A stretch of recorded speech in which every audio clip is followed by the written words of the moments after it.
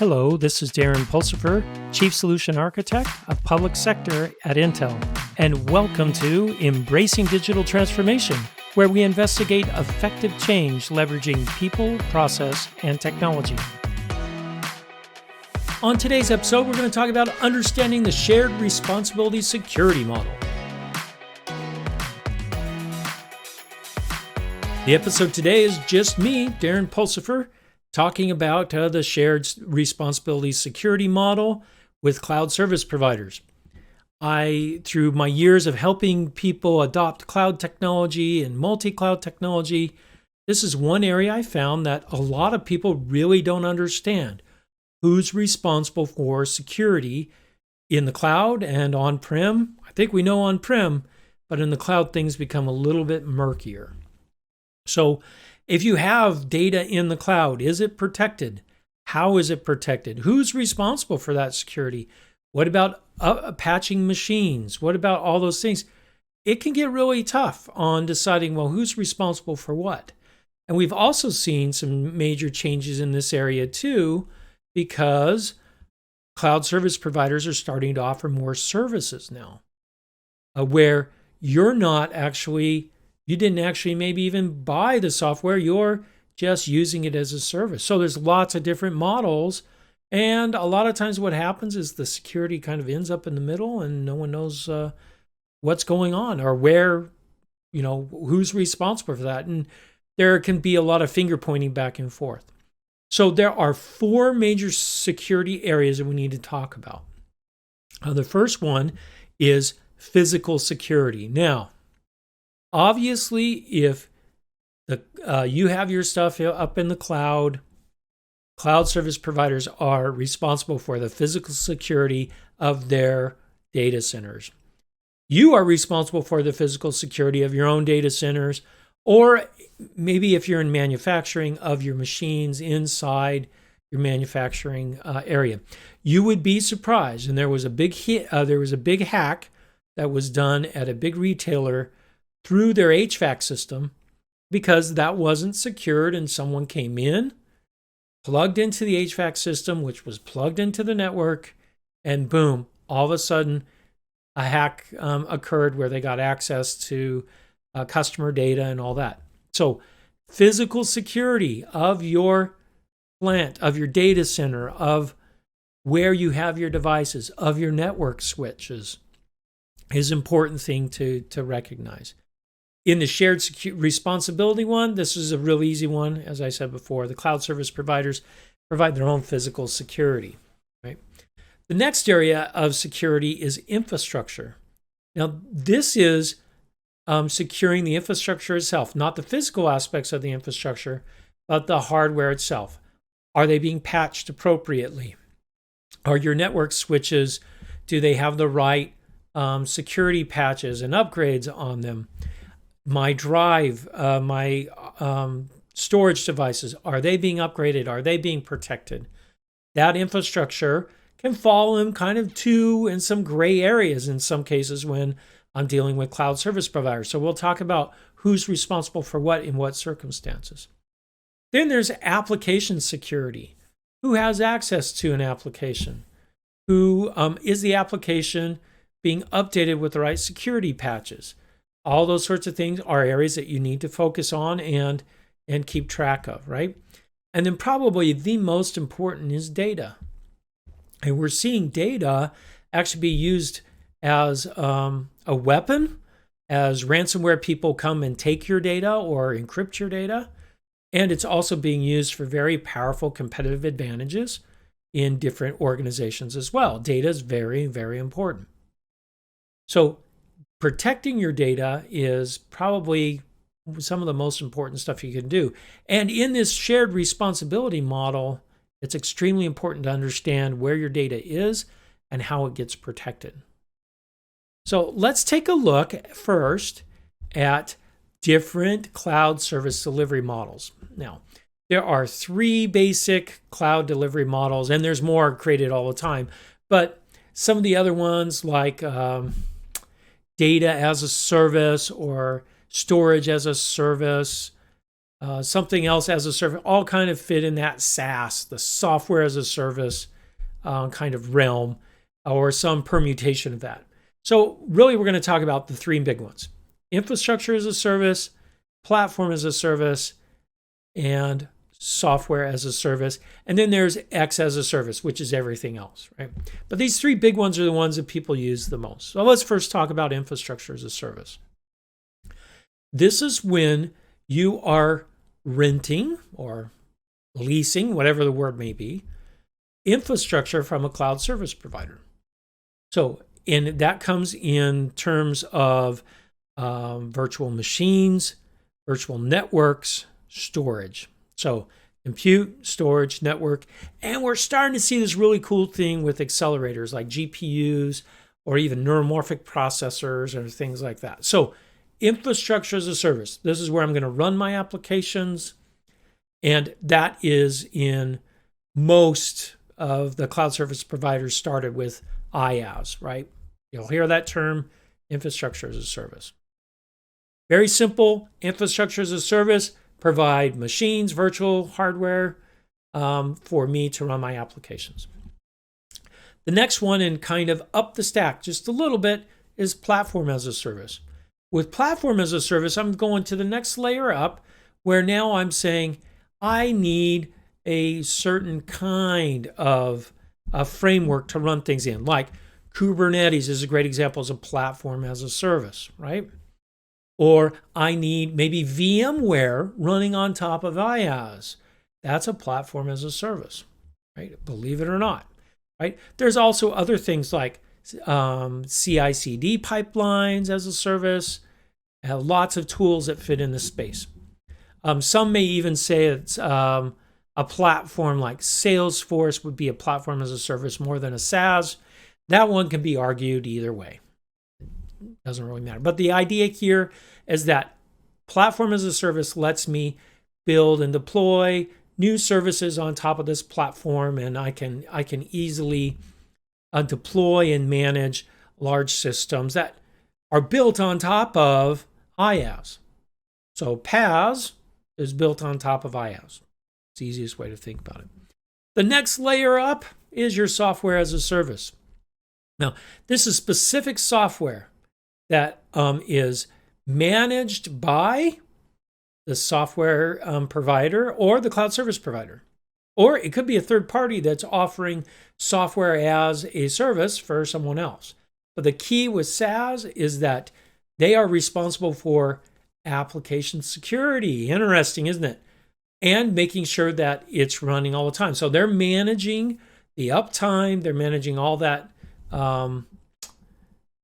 managerial stuff, reliability, security, integrity. Those are things that the SaaS platform really provides above and beyond the PaaS platform. Now, many of the SaaS platforms out there are built on top of PaaS platforms. You guessed right.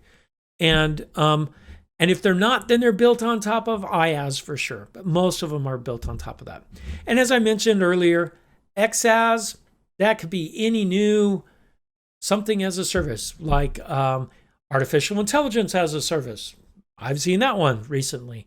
I've seen device management as a service, security detection as a service. These are all types of SaaS offerings in those cases.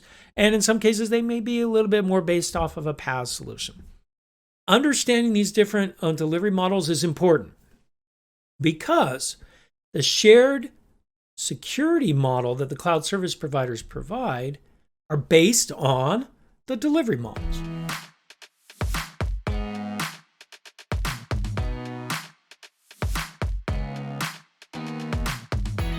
So let's take a look at different security or cyber domains. This comes from the 6 pillars of cybersecurity that Steve Warren, our CTO at Intel Federal, gave in an earlier podcast. And these 6 areas are very important in all cyber domains that you have, whether you're in the cloud or on-prem or on the edge. They all have an important play. So I have threat detection and intelligence. I have identity management, identity access management, data and application security. I have network security, I have supply chain security. This would be software supply chain, but also hardware supply chain. Right? You want to make sure that the IaaS that you're using, that hardware that you're using underneath the covers, came from secure places. So we don't run into areas where we have seen in the past where foreign governments have placed spy chips on motherboards, or am I sure that it is secure? It's important to understand those things if you're working, especially in federal government or highly sensitive and classified areas. And then host and system security. Of course, we want to make sure that not anyone can mess around with the hosts in a data center that a cloud service provider is providing. So we need to pay attention to all 6 of these domains and how they fit into this shared responsibility security model that the cloud service providers are espousing. So let's take a look. So we've created a shared responsibility security matrix. So if I look here on the vertical axis, those are your service model delivery techniques: SaaS, PaaS, IaaS, and then on-prem if you're hosting it yourself. If you notice, everything on the far right there is your responsibility, right? The customer is responsible for everything on-prem, right? They're responsible for data security, application security, infrastructure security, and I already mentioned physical security. Make sure you're locking down your network devices and things like that. On the IaaS side, it's interesting to take a look at the matrix. And if you're listening to the show, go out and check out our blog site and you can see this matrix. It's actually pretty cool because it shows you who's responsible for what in this shared model. So if I look at IaaS, infrastructure management, I can see that data security, application security are my responsibility, not the cloud service providers. And then half of the infrastructure security is still my responsibility. Hey, wait, how is that? I thought infrastructure as a service just provided all the security I needed. Well, in an IaaS model, you are still responsible for the operating system. And that's part of an infrastructure. And you're also responsible for configuring the network controls.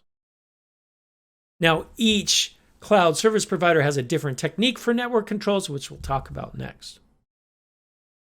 So in the IaaS model, data security, as a customer, you're still fully responsible. Application, fully responsible. Infrastructure, half and half. Network controls and operating systems, you're responsible.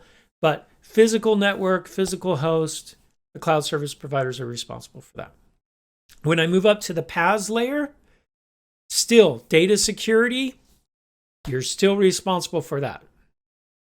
And application security, you're half and half here. Identity and directory infrastructure, you're still halfway responsible for that. They'll have some tools in there. They'll have some admin accounts in there that you're not responsible for, but the tools provide a way of managing access management and things like that. Applications, the applications that you're using in the PaaS platform, in the platform as a service, you're responsible for, but the frameworks and the middleware that they're providing, they're responsible for. So it's a shared model. Again, down into infrastructure, even in the PaaS layer, there's still some responsibility on you for the network controls. Most of the operating system stuff will be taken care of by the PaaS layer because they've abstracted that away. But the network and segmenting networks and things like that, they give you some higher level tools there, but you're still responsible for configuring those things. Right? Let's move up the stack one more time, up to software as a service. In this case, with software as a service, you are still responsible for your data. Whoa, wait, what if I'm using a storage as a service or a data as a service, or like Salesforce, which is CRM as a service? Aren't they responsible for my data integrity? Actually, no. You still need to design your backups. You still need to encrypt your data in those backups, you still need to manage your accounts and your identities in that SaaS platform. So if you notice, one of the key things in the shared responsibility model is that you are responsible for your data security all the time, regardless of the different service delivery model that you're using. So pay very close attention to your data security. Are you backing it up? Are you using object storage so you can roll back from a ransomware attack? Are you correctly maintaining your access management? Are you using tools that make that easy to use, or are you using tools that make that hard to do? These are things that you need to take a look at and manage effectively. Just because you move to the cloud doesn't mean they're handling all the security for you. That's a misnomer that a lot of companies I've talked to have run into. So you really need to pay attention to what you're responsible for. And ultimately, as a CIO or a CISO, you're responsible for all of that. It's just how much are you going to share with cloud service providers?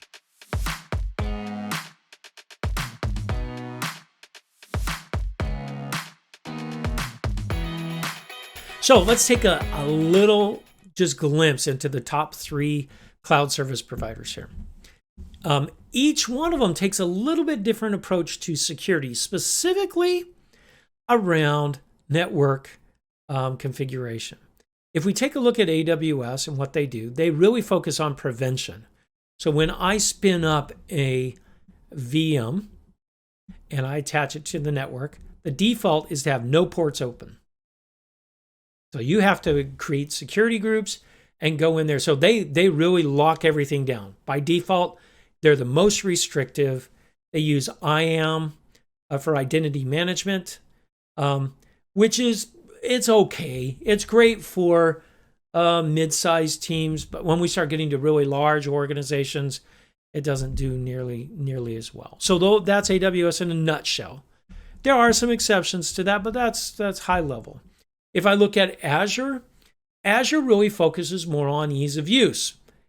And with that ease of use, their security is a little bit more loose. It's less restrictive. They use the concept of virtual networks for security. So all the VMs on a network, on the same virtual network, all can talk to each other on that network. And then I lock down ports, not based on hosts, but based on that virtual network. Now you can go down to the host level, but by default, it's open, right? So they're less restrictive, easier to use, but kind of the opposite of zero trust, right? They're trusting everything in their network. So you have to look and see what's more important to you, right? The ease of configurability or completely locked down and managing host by host. So those are the 2 differences there. Now, Azure, they use a well-known and well-used Active Directory, and they have integration with Active Directory. So if you already have a pretty substantial Active Directory, it's very mature, then this is a good way to go for identity management. Now, Google Cloud Platform, this one's really interesting because they focus on ease of use, but they kind of hedge their bets on VMs and network security. So you can lock down, you can have profiles that lock down everything on a VM, or you can have a profile that opens them up a little bit more. So they give you those security profiles. So they're kind of in the middle of the road as far as restrictiveness. And they have a pretty good identity management, probably not nearly as robust as Amazon's and not nearly as robust as Active Directory, but it's still very usable and something that can be used. So all 3 clouds offer different things, just a little bit different on their security models, on their default profiles. One important thing to understand is every single one of these cloud service providers provide IaaS, PaaS, SaaS, and container as a service, and a whole bunch of XaaS, right? You need to, when you're looking at using some of these services, you need to evaluate what the security posture and the security model is for each one of these cloud service providers. There'll be slight differences, but understanding that will make sure that you don't find yourself with a security hole that people can take advantage of. Cyber criminals and adversaries can take advantage of. So you've got to understand this shared responsibility security model. In some respects, it's more difficult than just running things on your own prem, because now you're sharing responsibility with other people. And if you're using multi-cloud, you are increasing even more so the complexity of maintaining security across these multiple clouds and your data center. Understanding them, though, is key. Now, there are some tools out there that can help you manage across multiple clouds, manage identity, manage security detection, prevention, and things like that. Those are well worth looking at if you're moving into a multi-cloud architecture.